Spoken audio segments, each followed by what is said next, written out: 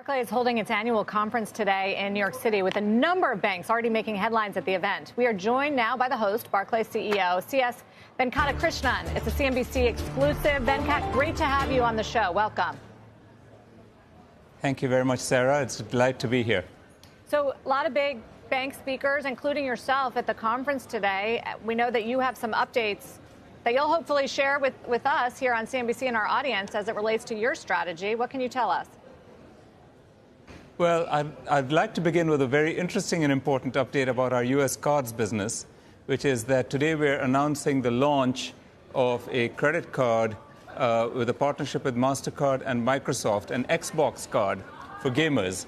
And what this is a card that allows tens of millions of gamers all over the world, but beginning with several million insiders in Xbox, to use their spending and points accrued from their spending to purchase items on the Xbox infrastructure.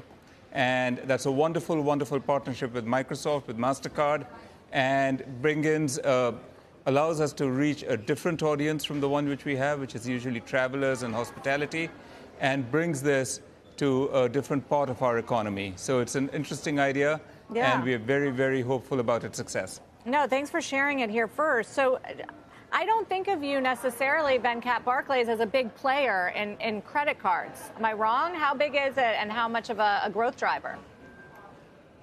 So we are a very important player in a special part of that market.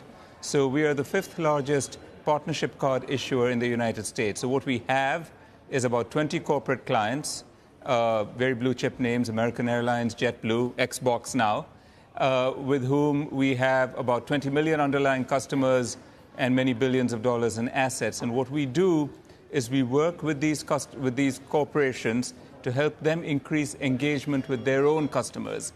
And so it's an important service which we provide in the credit card industry. What are you seeing in that business now, since you do have millions of customers? Are any signs of stress, delinquencies rising? We've been covering this. No, in fact, what you're seeing there is what you see with the economy, which is a progression towards a soft landing.